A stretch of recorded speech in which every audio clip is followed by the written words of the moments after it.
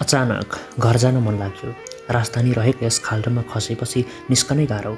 घर नगएको आज 16 महिना, कहाँ 16 मात्र 26 महिना लागिरहेको रहेथ्यो। हरेक 6 महिनामा आउँछु भनेर गरेको बाचा 4 पटक तोडिन लागिसकेछ। अनि हठात मैले घर जाने निर्णय गरेँ तत्क्षणै।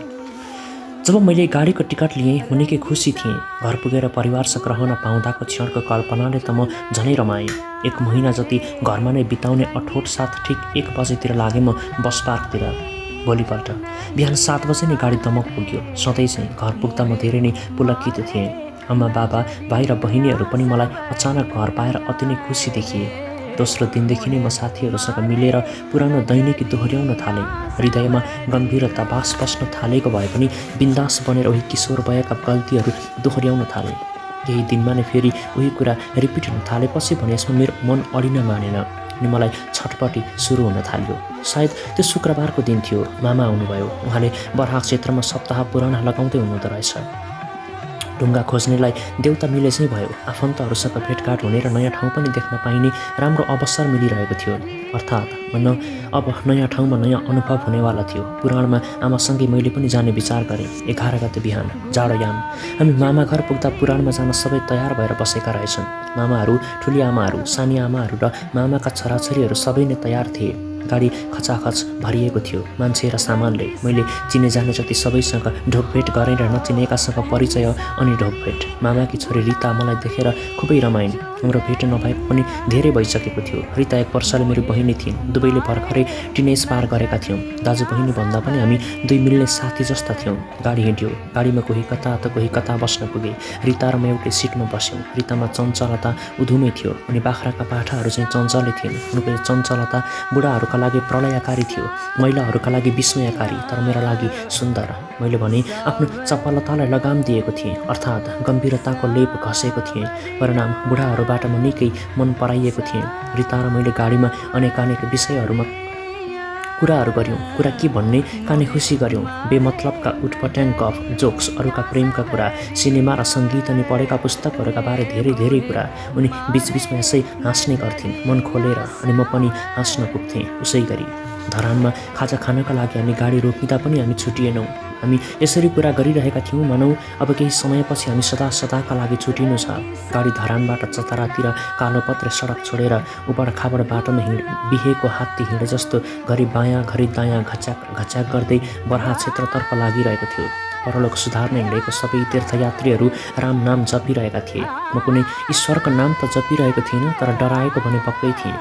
गाडी कोसीमा झम्म खस्ला कि भनेर।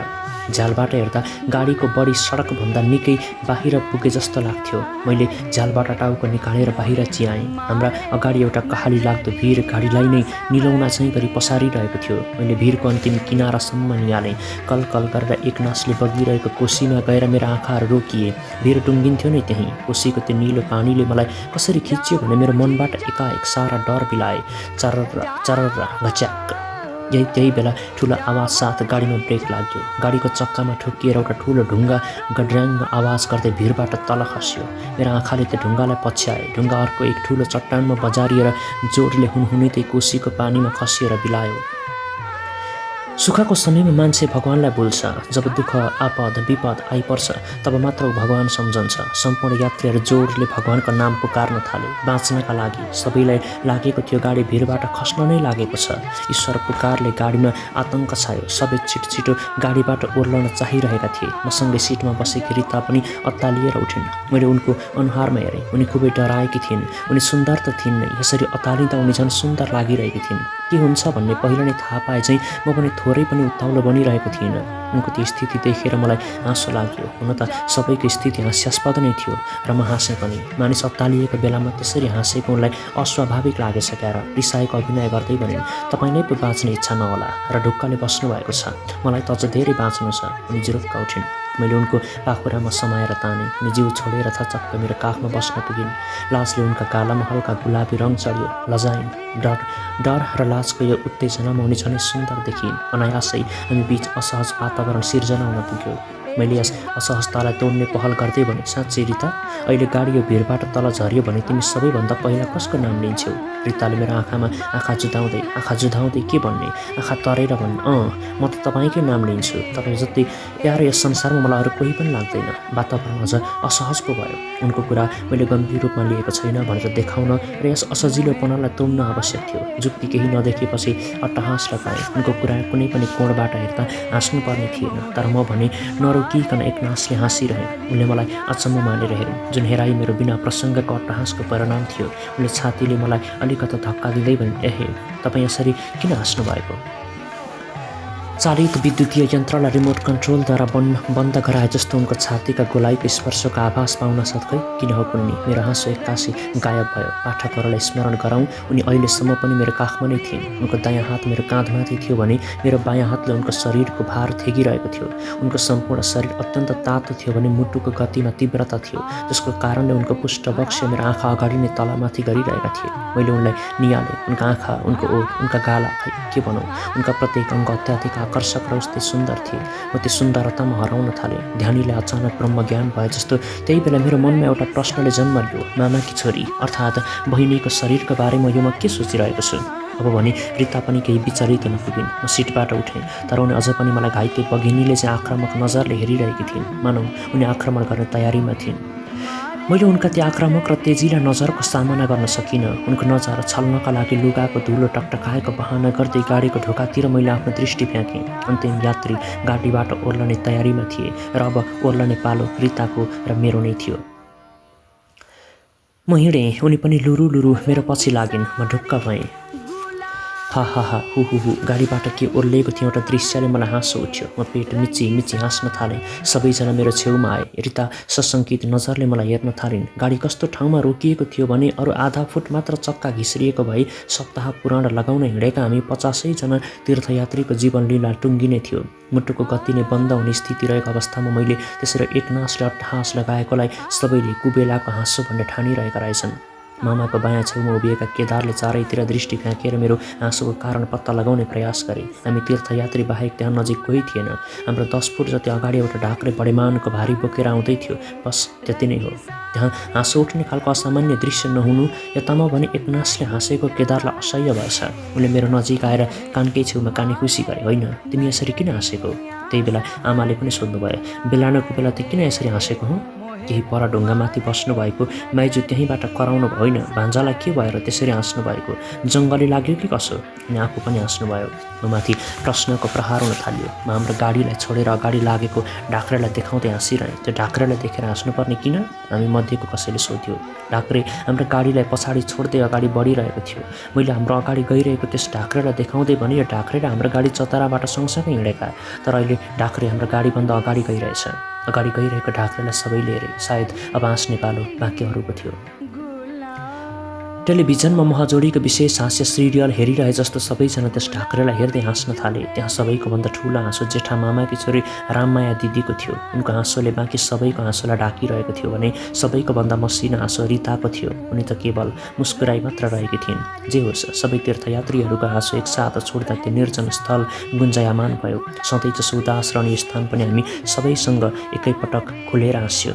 यहाँभन्दा अगाडि गाडी नलैजाने निर्णय गरियो। त्यो निर्णय मेरो थिएन, तर निर्णय जसको भए पनि उचित नै थियो। त्यहाँभन्दा पनि अगाडिको बाटो कति साँघुरो र खतरनाक थियो भने अरू केही अगाडि गाडी लैजानु भनेको सामूहिक आत्महत्याको प्रयास मात्र हुन्थ्यो। यो निर्णय हुनसाथ सम्पूर्ण सामानहरू गाडीबाट तल उतार्न थालियो।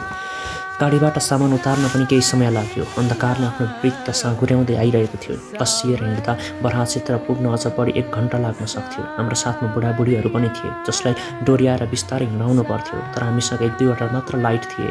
केही बुढाबुढीले त अन्धकारमा त्यत्रो ठाडो उकालो उक्लने हिम्मत नगरेर आजको रात त्यहीँ कतै बास बस्ने चर्चा भयो। 1 घन्टाको दूरीमा बास, यो कुरा युवालाई स्वीकार्य हुनै सक्ने थियो, तर पनि बास बस्ने कुरामा धेरै बुढाबुढीको एकमत भने देखियो।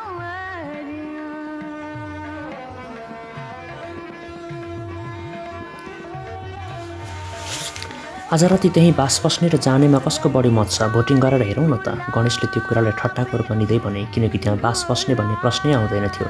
के को भोटिङ? बहुमतको सबै निर्णय सही नै हुन्छ भन्ने के ग्यारेन्टी छ र? हामीले आजै बराहा क्षेत्र पुग्नुपर्छ। हामी आज पनि पुगेनौँ भने हाम्रो पुराण भोलिदेखि पनि सुरु हुँदैन। बुढाबुढीलाई खाली हात पठाउनुपर्छ र हामी युवाहरू चाहिँ सामान बोकेर जानुपर्छ। व्यासमा बसेर पुराण पढ्ने पण्डितले बहुमतको निर्णयलाई अस्वीकार गर्दै आदेश जारी गरे। पुराण पढ्ने पण्डित करिब 55-60 वर्षका थिए। हामी युवाहरू भनेर पण्डितले आफूलाई पनि 19-24 वर्षका युवाहरूकै पङ्क्तिमा उभ्याउन खोजेको गणेशलाई अलिक अनौठो लागेछ। उनले पण्डितपट्टि फर्किएर सोधिहाले, होइन पण्डितजीले आफूलाई पनि युवाको पङ्क्तिमा ल्याएर खडा गर्नुभयो?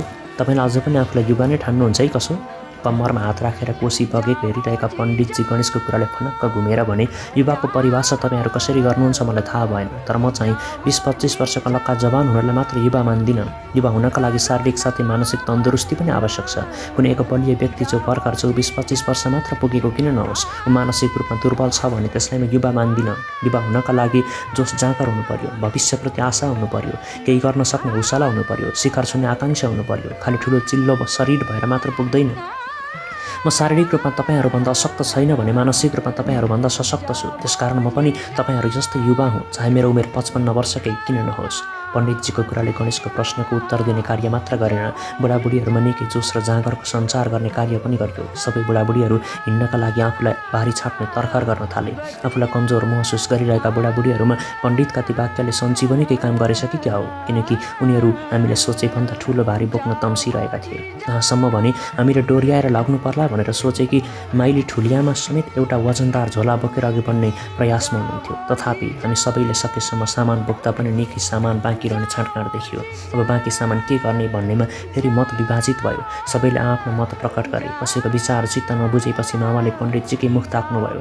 पण्डितले सम्पूर्ण सामानमा एक नजर दौडाएपछि भने सबै सामान एकैचोटिमा लान सक्ने सम्भावना देखिँदैन। त्यसकारण जति उठाउन सकिन्छ लिएर जाउँ र बाँकी सामान लिन केही व्यक्ति फेरि आउँला। चारैतिर अँध्यारो, रातको प्रशान्त नीरवता छाएको थियो। चारैतिर भयानक अन्धकार व्याप्त थियो। त्यस्तो रातमा त्यति गरौँ भारी बोकेर बराहा क्षेत्रसम्म पुग्ने र पुनः आएर सामान लिएर जाने कुनै सम्भावना नै थिएन, किनकि बराहा क्षेत्र पुग्दा नै 9-9:30 बज्न सक्थ्यो। फेरि यता सामान रुँगेर बस्ने व्यक्तिलाई पनि खतरा हुने सम्भावना उत्तिकै। धेरै पटक पहाड र तराईको यात्रा गरिसक्नु भएको मामालाई यी सबै कुराको पूर्ण ज्ञान थियो। त्यसैले मामाले पण्डितको उक्त निर्णय अमान्य घोषित गर्दै आफ्नो किसिमको निर्णय गर्नुभयो। मामाको उक्त निर्णयलाई सबैले सहज रूपमा स्वीकार गर्न सकेनन्, कारण उहाँको निर्णय केही अप्ठ्यारो नै थियो। सबैलाई अघि लगाएर मामाको साथमा हामी केही युवाहरू रह्यौँ। मामाले बाटोको दुवैतिर आफ्नो दृष्टि फ्याँक्नुभयो। हामी तीर्थयात्री बाहेक टाढा टाढासम्म त्यहाँ कोही देखिँदैन थियो। हाम्रो अगाडि निकै पर ढाक्रेहरूको एउटा झुन्ड ठुलो आगो बालेर रात बिताउने व्यवस्था गर्दै थियो। उनीहरू भाका हालेर लोकगीत गाइरहेका थिए। छेउछाउमा शङ्कास्पद केही नभएको विश्वास भएपछि मामाले हामीलाई इसारा गर्नुभयो। कमान्डरको आदेश पाउन साथ सेनाहरू शत्रुमाथि आक्रमण गर्न दगुरे जस्तो मामाको इसारा पाउन साथ हामी युवाले अहिले लान सकिने जति सामान छोडेर बाँकी सामान मामाले सङ्केत गरेको विभिन्न स्थानमा लुकायौँ र पतङ्गरले माथिबाट छोपिदियौँ। यो काम कति छिटो भयो भने हामी सबैको सासको गति दोब्बर भइरहेको थियो। 5 मिनट जति त्यहीँ उभिएर हामीले सामान राखिएको स्थानको जाँच गऱ्यौँ। सबै ठिक रहेको कुरामा हामी सबै ढुक्क भएपछि बाँकी सामान बोकेर हामी बराहा क्षेत्रतर्फ लाग्यौँ।